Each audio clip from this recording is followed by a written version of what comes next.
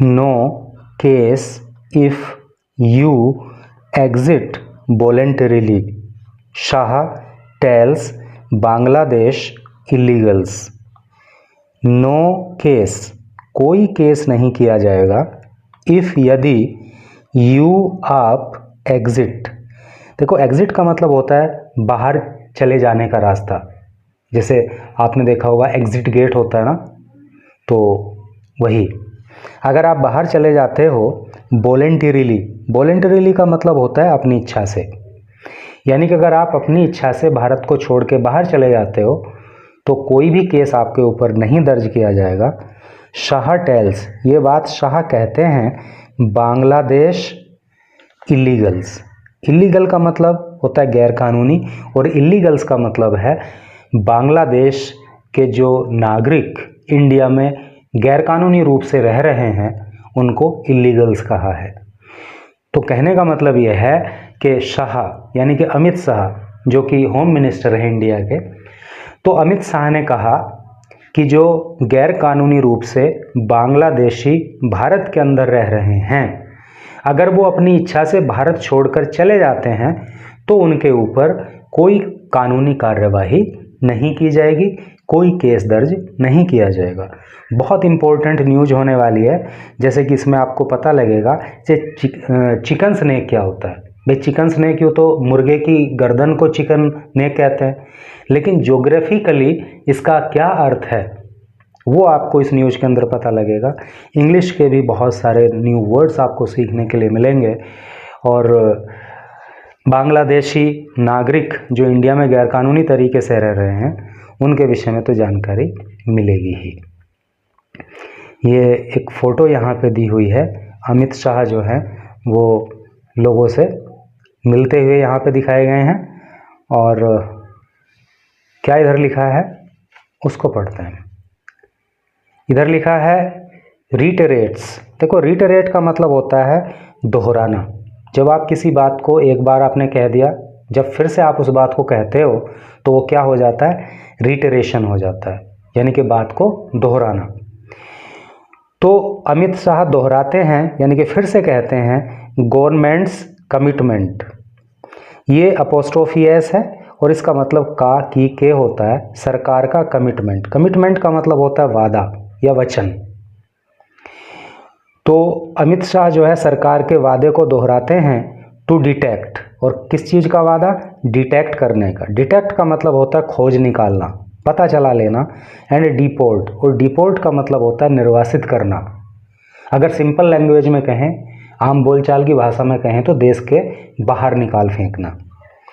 तो अमित शाह सरकार के इस वादे को दोहराते हैं कि हमें जो है, जो इंडिया के अंदर गैरकानूनी तौर से बाहर के लोग रह रहे हैं उनको डिटेक्ट करना है, उनको खोज निकालना है, और फिर उनको जो है डिपोर्ट करना है, अर्थात अपने देश से निकाल देना है। गांधीनगर से न्यूज़ है, the BJP government in waste Bengal will not press charges.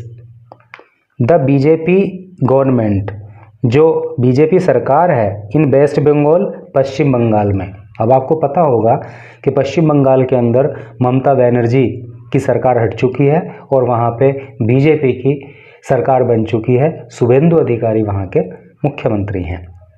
तो the BJP government in waste Bengal, पश्चिम बंगाल में जो बीजेपी की सरकार है, विल नॉट प्रेस चार्जेस, वो चार्ज प्रेस नहीं करेगी।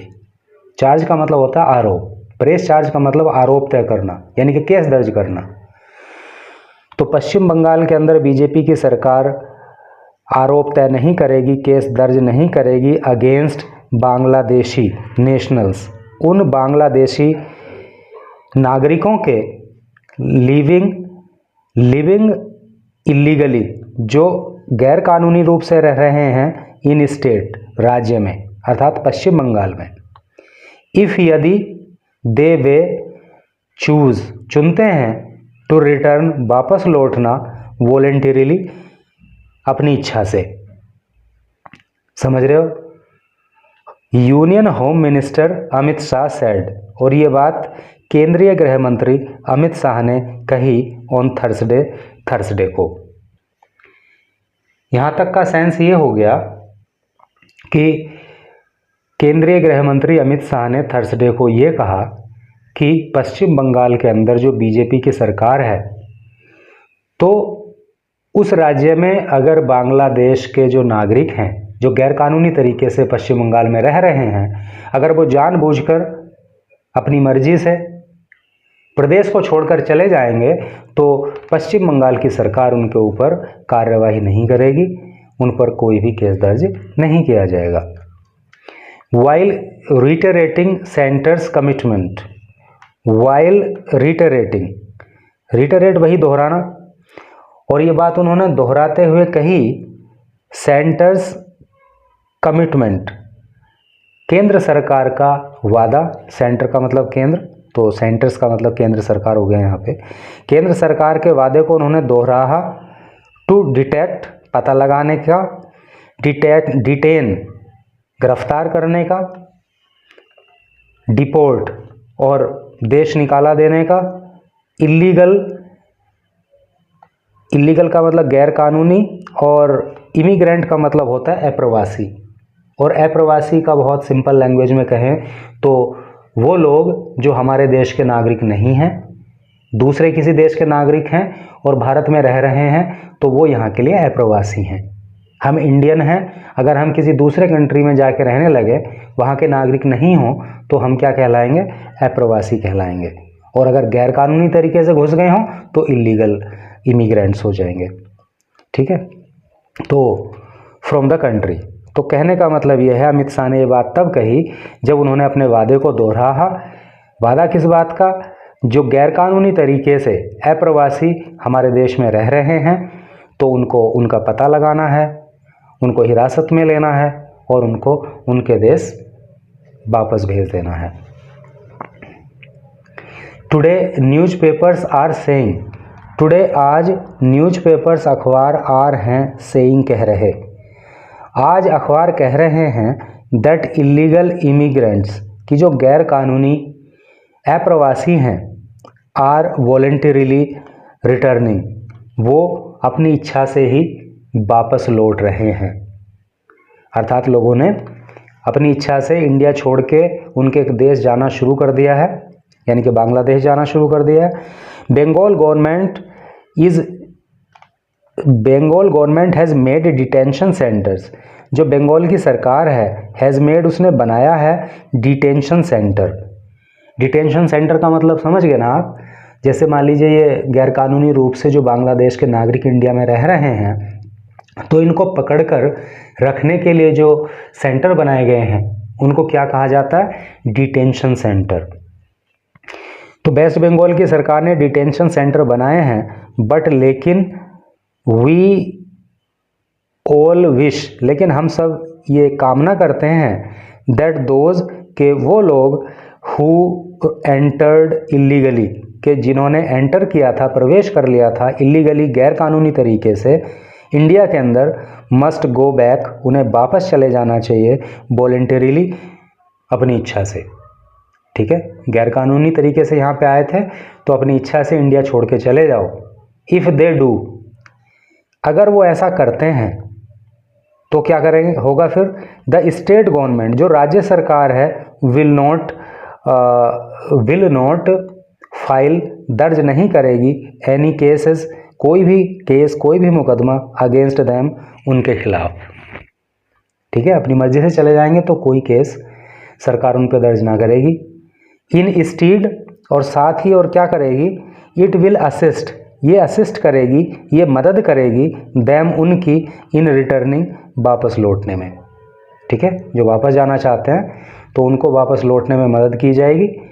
शाह सैड, ये बात शाह ने कही, वाइल एक्यूजिंग, वाइल जब एक्यूजिंग, एक्यूज का मतलब होता है आरोप लगाना, यानी कि अमित शाह ने ये बात कही और आरोप लगाया the previous Mamata Banerjee led Trinamool Congress government, जो प्रीवियस का मतलब पहले की, जो पहले की ममता बनर्जी के द्वारा चलाई जाने वाली तृणमूल कांग्रेस की सरकार थी, उस पर आरोप लगाया किस बात का? ऑफ अलाउइंग, अनुमति देने का, अनचेक्ड, अनचेक का मतलब जिनको चेक नहीं किया गया, रोका नहीं गया, जांच पड़ताल नहीं की गई। इन्फिल्ट्रेशन का मतलब क्या हो गया? इन्फिल्ट्रेशन का मतलब होता है घुसपैठ इनटू द स्टेट। तो ममता बनर्जी की सरकार पे उन्होंने आरोप लगाया कि ममता बनर्जी की सरकार जो है घुसपैठ को नहीं रोक पाई और उसने घुसपैठ की अनुमति दी। Hopefully most will leave before the campaign. Hopefully ऐसी उम्मीद करते हैं हम, मोस्ट अधिकांश लोग, विल लीव छोड़कर चले जाएंगे, बिफोर पहले, द कैंपेन अभियान के, टू आइडेंटिफाई जो पहचान करने के लिए चलाया जाएगा, इन्फिल्ट्रेटर घुसपैठियों को। देखो इन्फिल्ट्रेशन का मतलब घुसपैठ और इन्फिल्ट्रेटर मतलब घुसपैठिया। तो हमें उम्मीद ऐसी है कि जब हम अभियान चलाएंगे घुसपैठियों को पकड़ने का, उनकी पहचान करने का, तो उससे पहले ही वो इंडिया छोड़ के चले जाएंगे। बिगिंस, ठीक है, बिगिन मतलब शुरू होना, जब ये अभियान शुरू होगा उससे पहले चले जाएंगे। अवर गवर्नमेंट इज रिजोल्व, अवर हमारी गवर्नमेंट सरकार इज है, रिजोल्व मतलब दृढ़ संकल्पित। तो हमारी सरकार का ये दृढ़ संकल्प है to remove every infiltrator, to remove हटाने के लिए, एवरी प्रत्येक इन्फिल्ट्रेटर घुसपैठिए को फ्रॉम द कंट्री देश से। अर्थात हमारी सरकार का ये दृढ़ निश्चय है कि हम देश से हर घुसपैठिए को भगा के छोड़ेंगे। द यूनियन मिनिस्टर सेड, ये बात जो है केंद्रीय मंत्री ने कही। एड्रेसिंग, एड्रेस का मतलब होता है संबोधित करना। संबोधित करते हुए एक पब्लिक इवेंट को, यानी कि जन समुदाय के कार्यक्रम को, एक रैली को, एट सोनीपुर के अंदर जो कार्यक्रम किया गया, इन गुजरात गांधीनगर डिस्ट्रिक्ट, यानी कि गुजरात के गांधीनगर ज़िले में जो सोनीपुर है, तो वहाँ पे जो ये पब्लिक इवेंट हुई, पब्लिक का कार्यक्रम हुआ, इसको संबोधित करते हुए उन्होंने ये बात कही।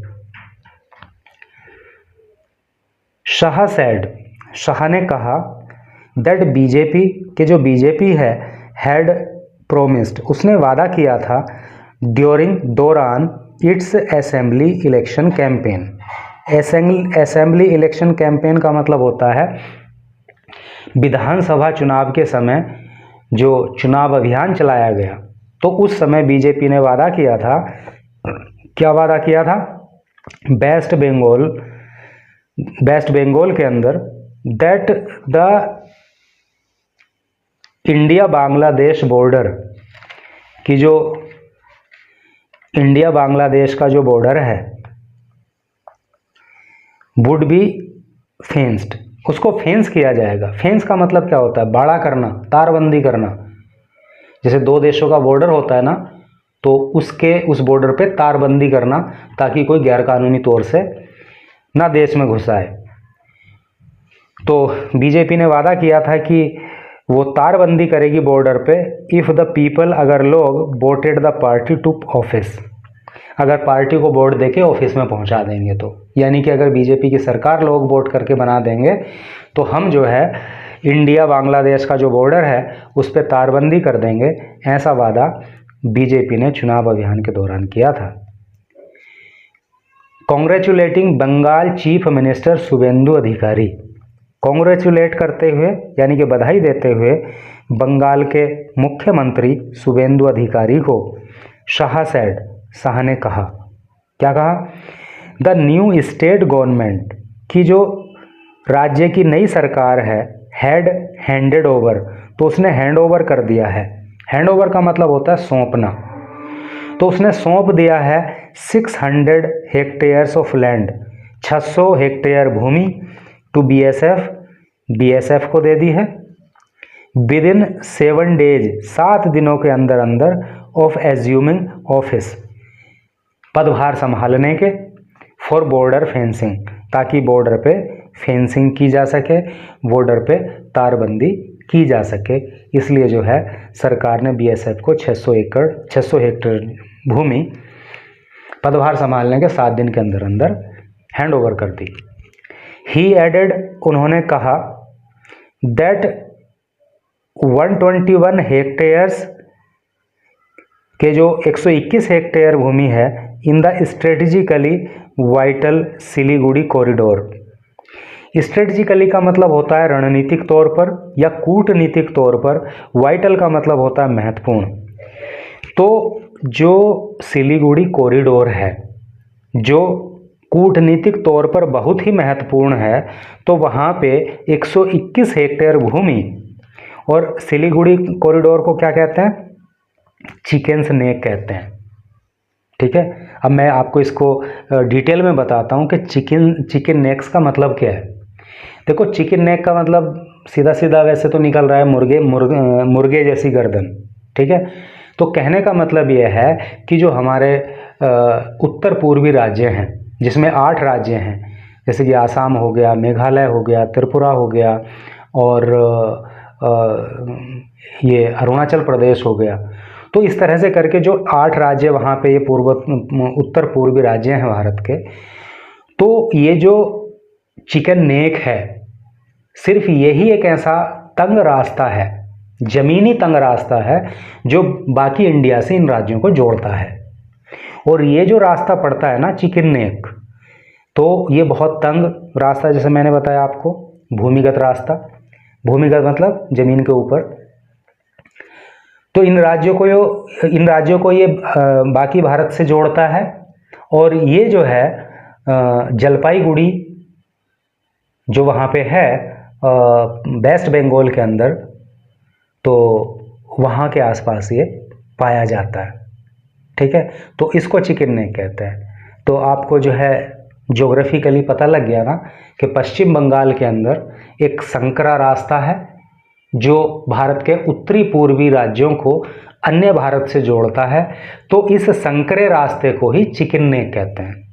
ठीक है, क्योंकि इसका आकार मुर्गे की गर्दन के जैसा है। इन नॉर्थ बंगाल में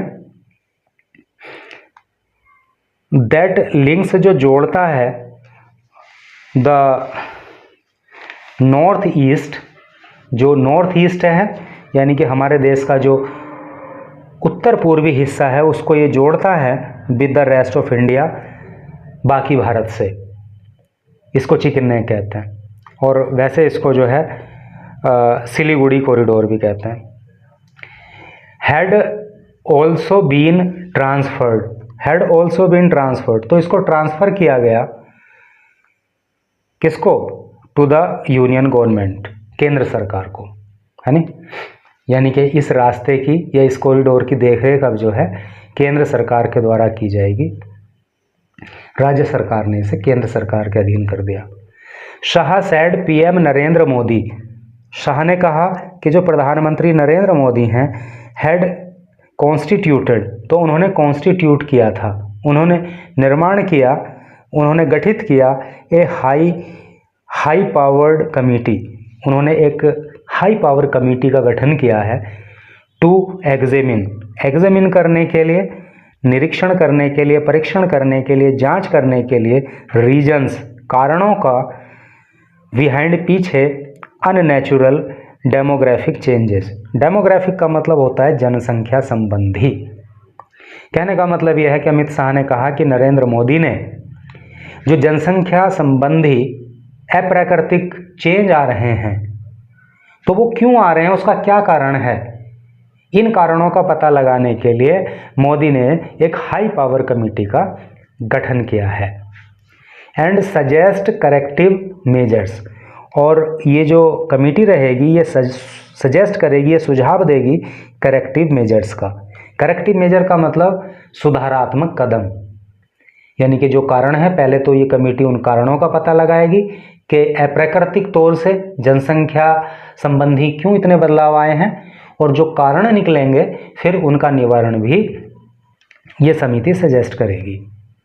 द पैनल वुड सबमिट, और ये जो पैनल होगा, कमेटी के जो सदस्य होंगे, ये सबमिट करेंगे, ये दाखिल करेंगे इट्स रिपोर्ट, अपनी रिपोर्ट को विद इन ए ईयर, 1 साल में। ठीक है, तो 1 साल के अंदर अंदर इनको ये रिपोर्ट पेश करनी है। The committee will study circumstances behind unnatural demographic changes. The committee, ये जो कमिटी है ना, विल स्टडी, ये स्टडी करेगी, ये अध्ययन करेगी, सर्कमस्टांसेस, परिस्थितियों का, बिहाइंड, जो पीछे हैं, अननेचुरल डेमोग्राफिक चेंजेस, जो अप्राकृतिक जनसंख्या संबंधी बदलाव आए हैं, तो उन परिस्थितियों का ये कमेटी स्टडी करेगी। एंड सजेस्ट, और ये कमेटी सुझाव देगी, सॉल्यूशंस, समाधान का। क्या समाधान हो सकता है? इंक्लूडिंग, जिसमें शामिल रहेगा, वेदर, कि क्या, देयर इज ए नीड, कि क्या आवश्यकता है, क्या, फॉर ए लीगल फ्रेमवर्क, एक कानूनी ढांचा तैयार करने की। किस बात के लिए? टू डू अवे, भगाने के लिए, विद इलीगल इमिग्रेंट्स, यानी कि गैर कानूनी रूप से जो अप्रवासी लोग भारत के अंदर घुस आए हैं, जो रह रहे हैं, उनको भगाने के लिए क्या कोई अलग से कानूनी प्रक्रिया अपनानी पड़ेगी क्या? कानूनी ढांचा तैयार करना पड़ेगा क्या? इस चीज़ को भी ये कमेटी बताएगी। ही सेड, ऐसा अमित शाह ने कहा। Shah said PM Modi had expanded Gujarat development model across India. Shah ने कहा पीएम मोदी के, जो प्रधानमंत्री मोदी हैं, हैड एक्सपेंडेड, उन्होंने एक्सपेंड कर दिया है, उन्होंने विस्तार किया है, गुजरात डेवलपमेंट मॉडल, गुजरात का जो विकास मॉडल है उसका, अक्रॉस इंडिया, पूरे भारत में, ओवर द पास्ट 12 ईयर्स, पिछले 12 वर्षों में। समझ रहे हो ना? यानी कि गुजरात के अंदर जो विकास का मॉडल है, तो प्रधानमंत्री नरेंद्र मोदी ने पिछले 12 वर्षों में इस मॉडल को पूरे भारत में पहुंचा दिया है। एंड क्लेम्ड, और उन्होंने क्लेम किया, उन्होंने दावा किया, दैट बीजेपी गवर्नमेंट, की जो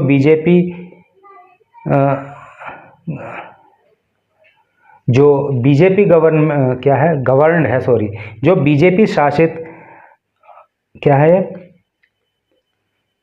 उन्होंने दावा किया था बीजेपी गवर्नड, तो बीजेपी शासन करती है नियरली लगभग 80% of the countries geographically area. तो अमित शाह ने कहा कि आज की डेट में भारत का जो भौगोलिक क्षेत्र है, तो उसके 80% पे बीजेपी का राज्य है, फ्रॉम गंगानगर, और जो बाकी 20% बचा उसमें कांग्रेस और बाकी जो पार्टियां हैं उनका शासन है। फ्रॉम गंगानगर, और कहाँ से कहाँ तक ये एरिया फैला हुआ है? फ्रॉम गंगानगर इन उत्तराखंड, उत्तराखंड में जो गंगानगर है ना, वहाँ से लेकर के टू गंगानगर नहीं, गंगा सागर है, गंगा सागर इन बंगाल, उत्तराखंड के गंगा सागर से लेकर के पश्चिम बंगाल के गंगा सागर तक जो है भारतीय जनता पार्टी का शासन इस समय है। बीजेपी होल्ड्स स्वे का मतलब होता है शासन या प्रभाव। तो आज बीजेपी का शासन है या बीजेपी का प्रभाव है अक्रॉस द गंगा बेल्ट, जो भी गंगा बेल्ट है, गंगा क्षेत्र जितना भी है, तो वहाँ सब में बीजेपी का शासन है। शाह सेड, ये बात शाह ने कही। लास्ट पैराग्राफ है, ही ऑल्सो पेड ट्रिब्यूट, ही उन्होंने ऑल्सो भी पेड, चुकाया, ट्रिब्यूट श्रद्धांजलि, उन्होंने श्रद्धांजलि दी, टू वीर सावरकर को ऑन हिज बर्थ एनिवर्सरी, उनके बर्थ एनिवर्सरी पे, उनके जो बर्थ एनिवर्सरी मनाते हैं ना, जन्मदिन, उस पे, जन्म जयंती जिसको कहते हैं। डिस्क्राइबिंग, वर्णन किया उन्होंने, हिम, उनके बारे में, क्या, एज ए पैट्रियट, कि वो एक पैट्रियट थे, वो एक देशभक्त थे, हुज कंट्रीब्यूशन, और उनका जो कंट्रीब्यूशन रहा, उनका जो योगदान रहा, टू इंडियाज़ फ्रीडम, भारत की स्वतंत्रता के लिए, इंडियाज़ फ्रीडम स्ट्रगल, और भारत का जो स्वतंत्रता का संघर्ष हुआ उसमें जो उनका योगदान रहा, रिक्वायर्ड, तो उसको आवश्यकता है, नो ऑफिशियल रिकॉग्निशन, यानी कि कोई आधिकारिक पहचान की उनको आवश्यकता नहीं है। जैसे आपने सुना होगा ना कि कोई बहुत फेमस व्यक्ति होता है तो बोल देते हैं कि ये अपनी पहचान के मोहताज नहीं है। तो वो ये कह रहे हैं कि उनका जो इंडिया का फ्रीडम स्ट्रगल रहा, जो स्वतंत्रता के लिए संघर्ष भारत के लोगों ने किया, तो उसमें जो उनका योगदान है वो किसी परिचय का मोहताज नहीं है। उन्होंने बहुत बड़ा योगदान दिया था और वो बहुत बड़े देशभक्त थे, ऐसा उन्होंने वीर सावरकर के बारे में कहा। तो इस तरह से न्यूज़ हो गई कंप्लीट, और आई थिंक कि 24-25 मिनट की न्यूज़ हो गई है। कम ही लोग लास्ट तक पढ़ पाए होंगे। अगर वाकई आपके अंदर इतना पेशेंस रहा कि आपने इस न्यूज़ को लास्ट तक पढ़ा, तो डेफिनेटली आप बहुत सीरियस हैं पढ़ाई के प्रति, और and definitely you will get success in your future. तो कमेंट करके बताइए कि हाँ, आपने लास्ट तक पढ़ा और आपको कैसा लगा। Thank you very much.